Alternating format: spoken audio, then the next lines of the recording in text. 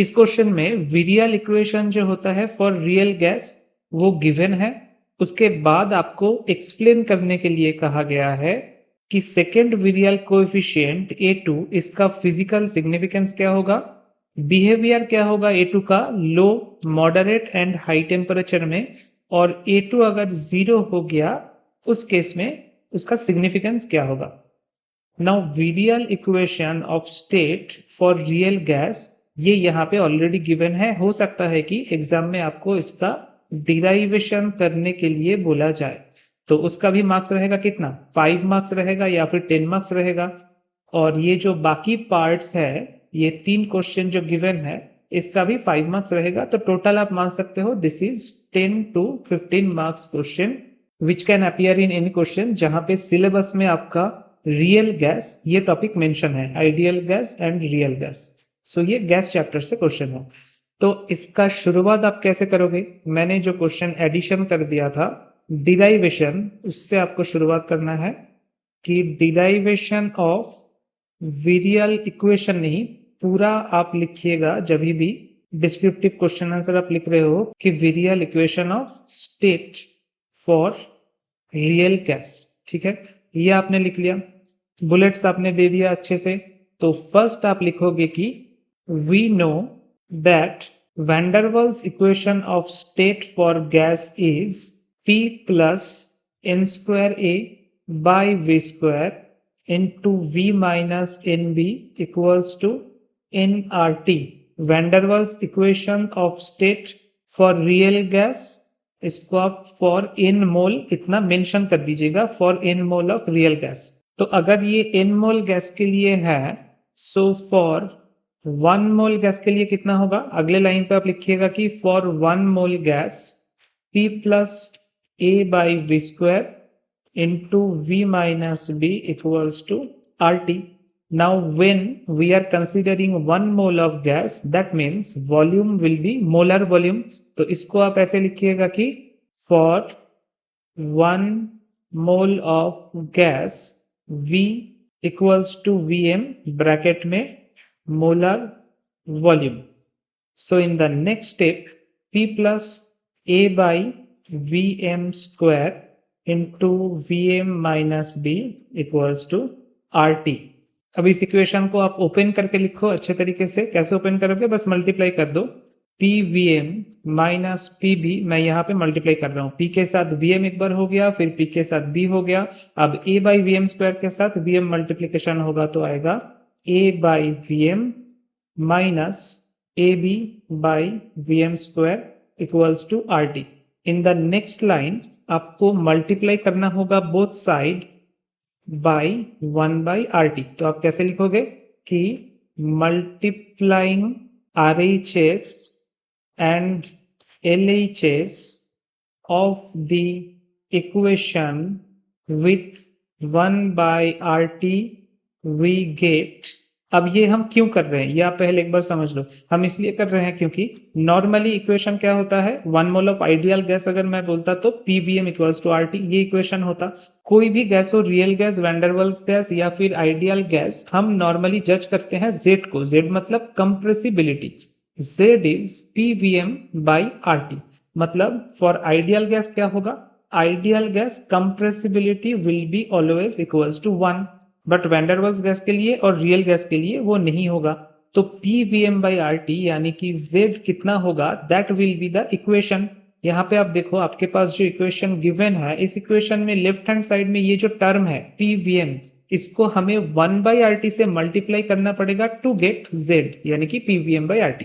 तो इसलिए हमको ये लाइन लिखना है कि मल्टीप्लाइंग RHS एंड LHS मतलब right hand side and left hand side of the equation with 1 by RT we get PVm by RT minus PB by RT plus A by Vm RT minus AB by RT Vm square equals to, right hand side में क्या था, already right hand side में RT था, सो इसके साथ 1 by RT multiply करेंगे तो 1 हो जाएगा। अब हमारा जो टारगेट था कि Z कंप्रेसिबिलिटी, वो तो हमें मिल गया।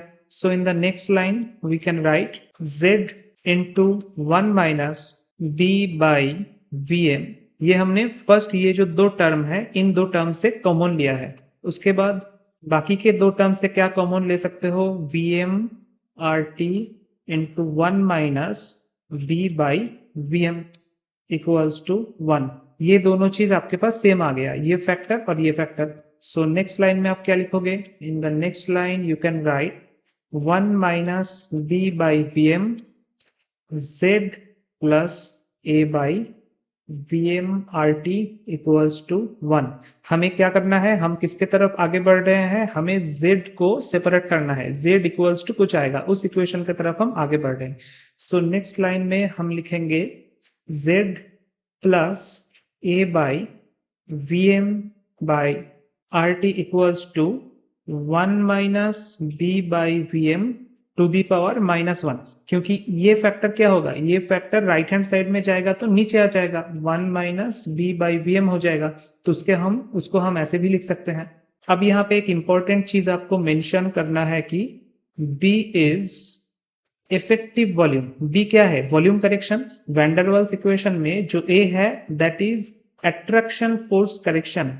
आइडियल गैस इक्वेशन में हम ये एज्यूम कर लेते हैं कि पार्टिकल्स के बीच में कोई भी अट्रैक्शन रिपल्शन फोर्स कुछ भी काम नहीं करता, तो उसके लिए ए फैक्टर आता है अट्रैक्शन फोर्स करेक्शन के लिए। और जो बी है दैट इज वॉल्यूम करेक्शन, क्योंकि हम नेग्लिजिबल मान लेते हैं जो पार्टिकल्स है, गैस पार्टिकल्स रियल गैस का, उसको आइडियल कंडीशन में उसके वॉल्यूम्स को नेग्लिजिबल मान लेते हैं, तो वो इफेक्टिव वॉल्यूम का करेक्शन फैक्टर है। So B is effective volume correction factor which is very less, ठीक है, which is very less than molar volume, क्योंकि मोलर वॉल्यूम ऑब्वियसली उससे बहुत ज्यादा होगा कि पूरा गैस पार्टिकल्स जितने एरिया में जितने वॉल्यूम में एक्सपेंड होके रहा है, सो मोलर वॉल्यूम ऑब्वियसली ज्यादा होगा।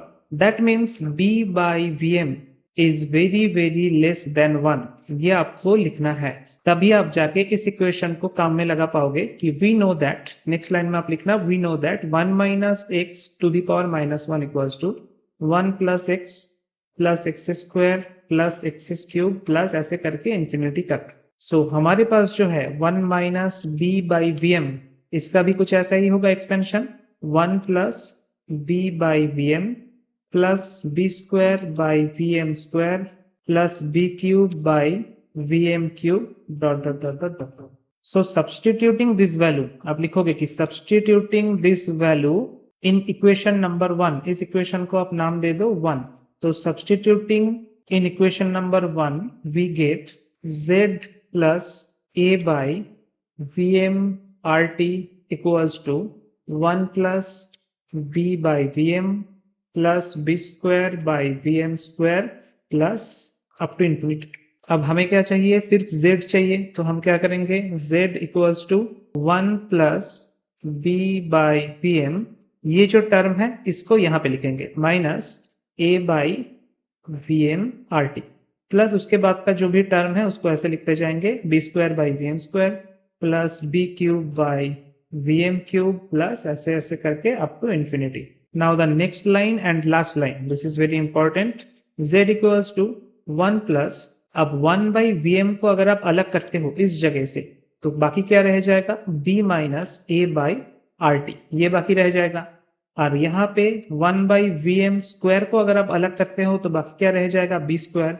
नेक्स्ट टर्म में आप 1 by Vm क्यूब को अगर अलग करोगे तो क्या बाकी रह जाएगा, B क्यूब, ठीक है। अब हमें कोएफिशिएंट को लिखना है, अलग तरीके से कोएफिशिएंट को लिखना है, Z इक्वल्स टू 1 प्लस, ये क्या है, इस इक्वेशन का ये फर्स्ट टर्म है, तो सेकेंड टर्म में जिसको हम कोएफिशिएंट मानेंगे, सेकेंड टर्म में हम इसको कोएफिशिएंट मानेंगे, तो उसको लिखने का तरीका है एज B2। इसको हम B1 नहीं लिखेंगे क्योंकि ये सेकेंड टर्म है, सेकेंड टर्म का जो कोएफिशिएंट होगा वो होगा second virial coefficient.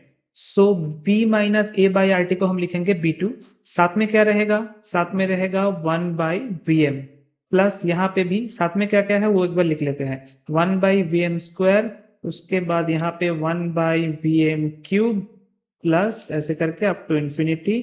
So the third term B3 होगा, फोर्थ विरियल कोएफिशिएंट B4 होगा, तो वैल्यू क्या रहा, value of B2 is b minus A by R T, ये आपको याद होना चाहिए, बहुत इंपॉर्टेंट है ये। B3 जो थर्ड विरियल कोएफिशिएंट है, अगर कहीं पे पूछा जाए वो क्या है, आप देखो एक्चुअल टर्म क्या था, एक्चुअल टर्म था b square by V M square, ठीक है। इसमें से हमने 1 बाई वी एम स्क्वायर को अलग कर लिया, बाकी क्या रहा B3, तो B3 equals to small b square. वैसे ही B4 यानी कि fourth virial coefficient equals to b cube, ये आपको ध्यान में रहना चाहिए। और क्योंकि b बहुत ही स्मॉल है, b का वैल्यू बहुत ही स्मॉल है, तो हम जितना आगे जाएंगे, जैसे बी स्क्वायर फिर बी क्यूब, इसके बाद जो फिफ्थ विरियल कोएफिशिएंट होगा उसका वैल्यू होगा b टू द पावर 4, तो ये कितना होता जाएगा, अगर आप कोई स्मॉल चीज को मल्टीप्लाई करोगे टू द पावर n से, तो वो और भी ज्यादा स्मॉल होके टेंड्स टू 0 हो जाएगा, नेग्लिजिबल। इसीलिए जो third virial coefficient, fourth virial coefficient, fifth virial coefficient, ऐसे करके बाकी का विरियल कोएफिशिएंट है, उसको हम नेग्लिजिबल पकड़ सकते हैं। ये सब क्वेश्चन अगर कभी आए, इसलिए मैं बता के रख रहा हूं, उसका भी मार्क्स वो दे देंगे, पता चला 5 मार्क्स दे दिया, आपको बस ये डिस्क्राइब करना होगा कि क्यों ये नेग्लिजिबल है और क्यों B2 नेग्लिजिबल नहीं है। B2 इसलिए नेग्लिजिबल नहीं है क्योंकि यहाँ पे सिर्फ B है, इसके टू दी पावर में सिर्फ 1 है और कुछ नहीं है। And this is very important, अभी हम देखेंगे सेकंड विरियल कोएफिशिएंट। तो ये हो गया आपका डिराइवेशन का जो था, 5 मार्क्स या 10 मार्क्स कुछ भी हो, डिराइवेशन के लिए आप लिखोगे कि this is the virial equation of state in terms of volume, ये लिखना मत भूलना, दिस इज वेरी इंपॉर्टेंट, आपको लिखना है कि this is in terms of volume. अगर आपको प्रेशर में इसको ले जाना है, प्रेशर टर्म में अगर ले जाना है, तो आप क्या करोगे, उसी इक्वेशन को आप दोबारा लिखो एक बार, 1 plus 1 by we m into B minus A by are t plus b square 1 by V M square plus b cube 1 by we m cube. अब आपको जो वॉल्यूम है Vm, इसको रिप्लेस करना होगा बाय प्रेशर। ये आप कैसे करोगे, आइडियल गैस इक्वेशन में क्या था, PVm इक्वल्स टू RT। अब इस इक्वेशन को हम ऐसे भी लिख सकते हैं, 1 by we m equals to P by RT। तो जितने भी 1 बाई वी एम टर्म है इस इक्वेशन में, जितने भी 1 बाई वी एम टर्म है उसके जगह हम P बाई RT को रिप्लेस कर सकते हैं। सो आप यही लिखना कि by replacing 1 by we m with the term P by RT, we can rewrite the equation. Rewrite कैसे करोगे, Z will be equals to 1 plus P by RT into B minus A by RT plus next term में 1 by V M square था, आप यहाँ पे देखो B square into 1 by V M square, तो उसके जगह पे क्या होगा, P square by are T whole square into B square.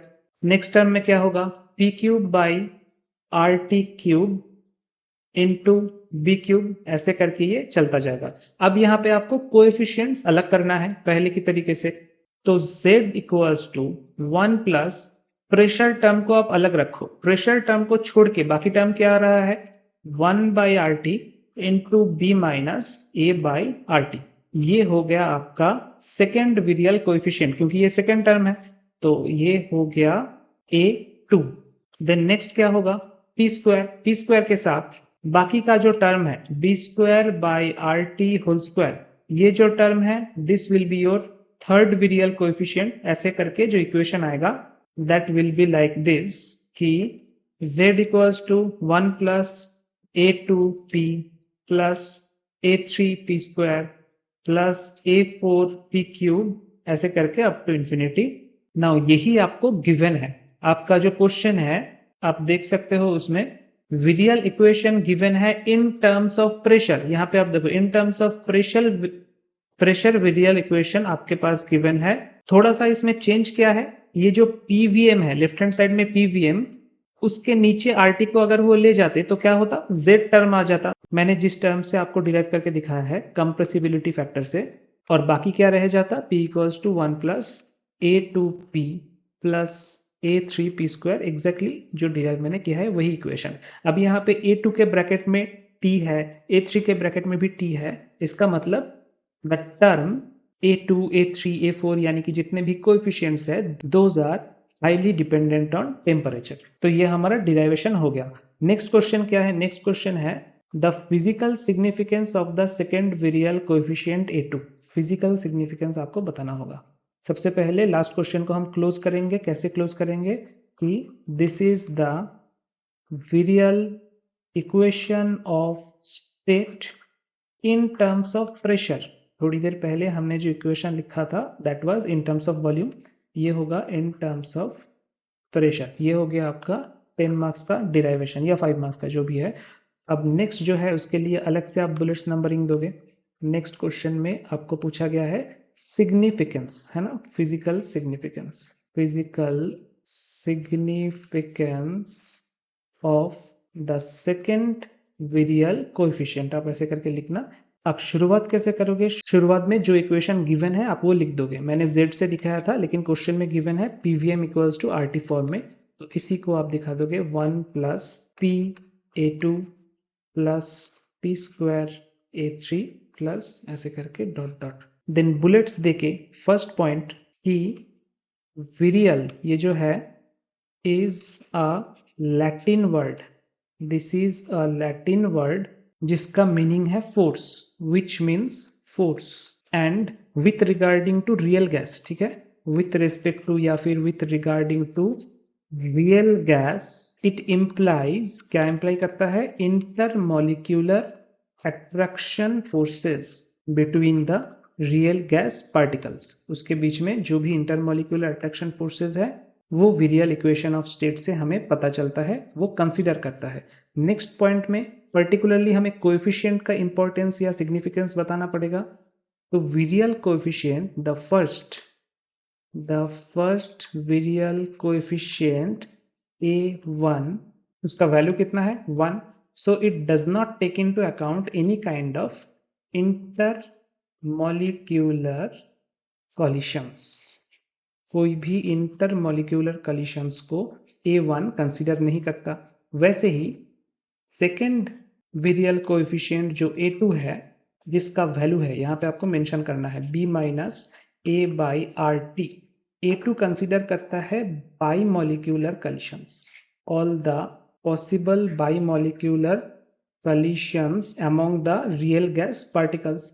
वैसे ही A3, A4, A5 एटसेट्रा यानी कि थर्ड, फोर्थ, फिफ्थ, ये सब विरियल कोएफिशिएंट ये क्या कंसीडर करता है, ये कंसीडर करता है ट्राई मॉलिक्यूलर, फिर टेट्रा मॉलिक्यूलर, फिर पेंटा मॉलिक्यूलर, इतना जो कॉलिशंस होता है trimolecular tetramolecular collisions between the gas molecules उसको कंसीडर करता है, टेक इनटू अकाउंट करता है। बट हमें क्या पता है in real situation, in real situation highest probability किसका है, highest probability is given to only bimolecular gaseous collisions and that is why जितने भी विरियल कोएफिशिएंट है A2 is of highest importance। ये आपने एक बुलेट्स एंड नंबरिंग पे लिखा, यहाँ पे एक बुलेट्स दिया आपने, और सेकेंड बुलेट पे आप क्या लिखोगे कि A2 इज द, मतलब second virial coefficient is the only virial coefficient which can actually show at what condition a real gas can behave as an ideal gas। मैं और एक बार रिपीट करता हूं, A2 that is the second virial coefficient is the only virial coefficient that can describe the exact conditions in which real gas can behave as an ideal gas। ये हो गया हमारा first question. Second question क्या था, second question में आपका था कि लो, मॉडरेट एंड हाई टेम्परेचर में सेकेंड विरियल कोएफिशिएंट कैसे बिहेव करेगा। सो इसका हेडिंग आप दोगे कि behaviour of second virial coefficient at low, moderate and high temperature. यहाँ पे भी आप तीन सिचुएशन को लो, मॉडरेट एंड हाई अलग बुलेट से दिखा सकते हो। पहले है लो टेम्परेचर। लो टेम्परेचर को आप ऐसे दिखाओगे कि A2 का जो एक्सप्रेशन है that is 1 by RT B minus A by RT। ऊपर यहाँ पे कहीं पे मैंने लिखा था सिर्फ B minus A by RT, ये B minus A by RT के पहले 1 बाई RT एक होगा, ठीक है, 1 by RT into B minus A by RT।